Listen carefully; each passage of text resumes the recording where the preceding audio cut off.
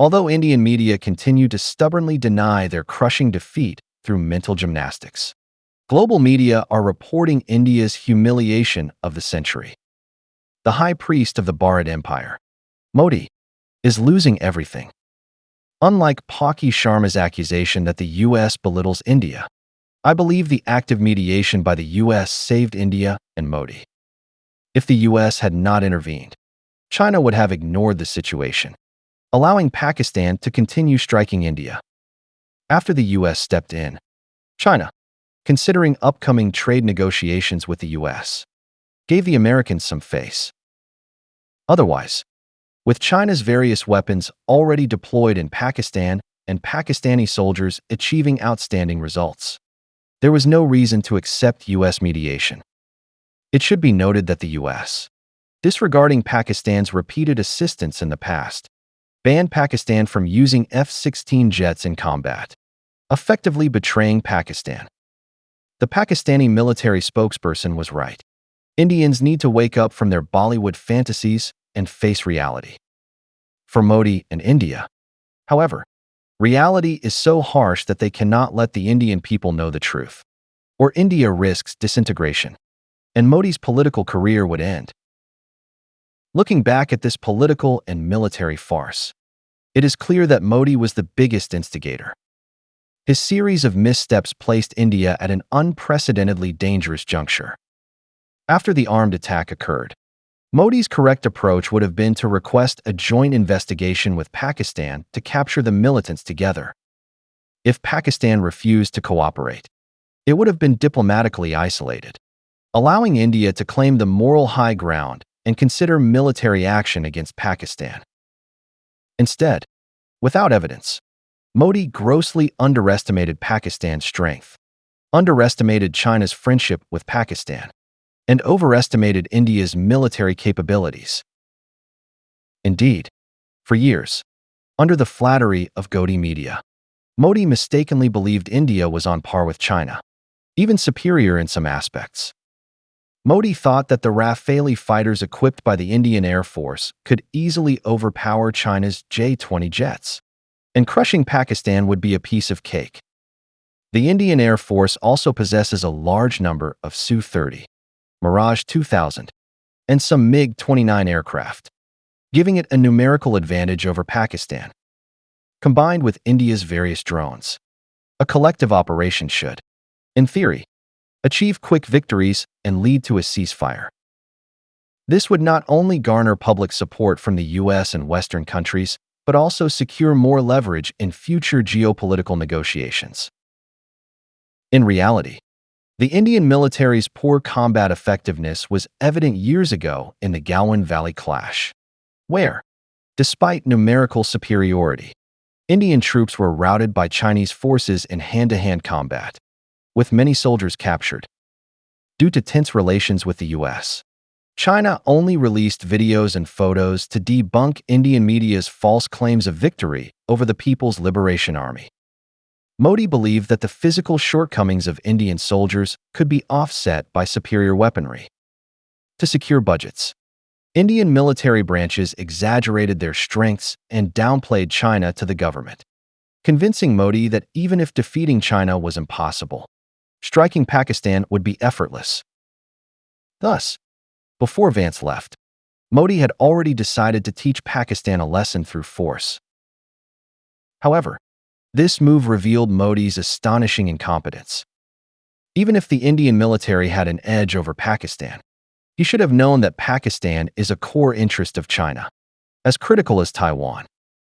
China would never tolerate Pakistan's defeat. Even if India gained an early advantage, China would ultimately intervene directly, ensuring India could never win. If the conflict escalated out of control, India might face full-scale war with both China and Pakistan, leading to total defeat and dismemberment.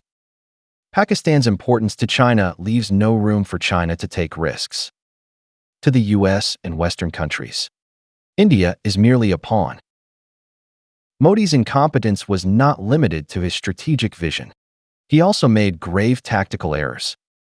Before large-scale air combat broke out, Four Indian Air Force Rafale jets took off to attack Pakistan, but were locked onto by two Pakistani J-10C jets, forcing a retreat. Modi viewed this as surrender, replaced senior Air Force commanders, and pressured the Air Force into a large-scale offensive against Pakistan. The result was that in the subsequent massive air battle, India deployed 80 fighters but was outmatched by Pakistan's 40, losing 5 aircraft. Under Pakistan's integrated air-ground strikes, the Indian Air Force was locked onto and shot down without even locating the Pakistani jets. Pakistan's J-10C jets, guided by early warning aircraft, fired missiles at designated positions and withdrew. According to Pakistan, they had locked onto 15 Indian jets, but, to avoid escalating the conflict, only shot down 5, delivering a second humiliation to India. At 4 a.m., Pakistan met with China's diplomatic team to report detailed results, showing China's deep support for Pakistan, as this battle was also critical for China. It was the first time Chinese weapons directly faced advanced Western arms, and China urgently needed real combat data.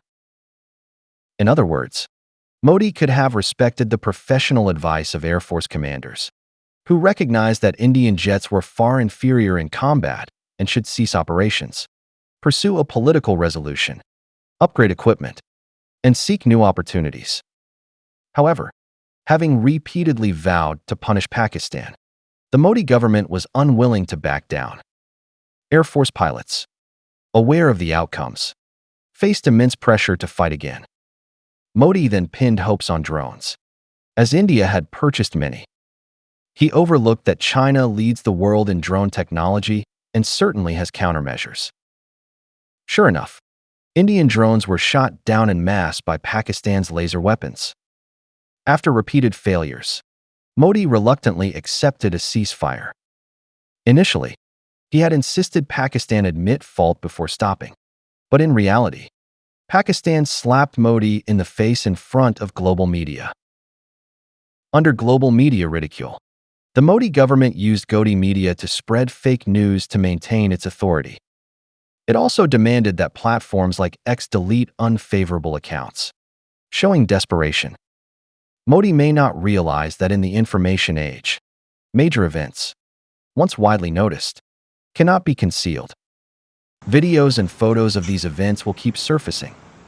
Thus, Modi's paper tiger nature will eventually be exposed to Indians, and his time is running out.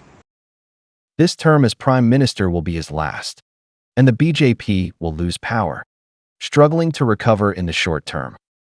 Some argue that BJP's media excels at deception, and no one can challenge Modi in the next election. I take a cautious view, as Modi's regime relies on Hindu radicalism, which lacks broad national roots and faces rejection from Muslims, Sikhs, and other groups.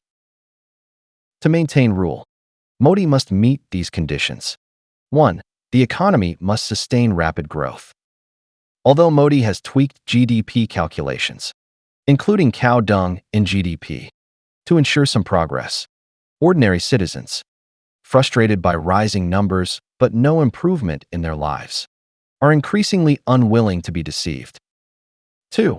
India must maintain great power status, as BJP media claim, to replace or surpass China.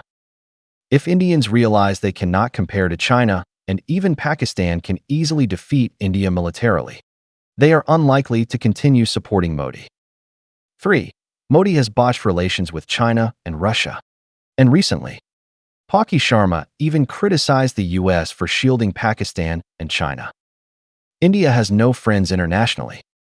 This diplomatic isolation will make Modi's boasted superpower status a fantasy, sparking a domestic wave against him.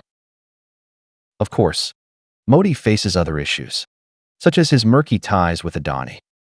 His support for oligarchs like Adani and Ambani has severely damaged India's business environment, with monopolies reaping huge profits while innovative firms struggle, draining economic vitality. When Modi steps down, he may not only be disgraced but may struggle to stay in India or secure a peaceful retirement. The next Indian government will surely investigate military corruption cases before Modi's tenure, finding a scapegoat for the military's dismal performance. Whether the BJP can remain a national party is uncertain. When Modi took office, India, after Singh's governance, was not advanced but had a decent foundation. In over a decade, Modi easily squandered this. The BJP gained support by attacking the Congress party's corruption, but in reality, the BJP's corruption far exceeds that of Congress. More critically, Modi and the BJP destroyed India's historic chance at industrialization. For a long time, India will be an economic island, watching Southeast Asia, Mexico, and Latin America rise as new powers. India will sink into prolonged decline. Perhaps when Modi writes his memoirs in prison, he will recall today. I hope Sharma visits him then, reminiscing about their past glory.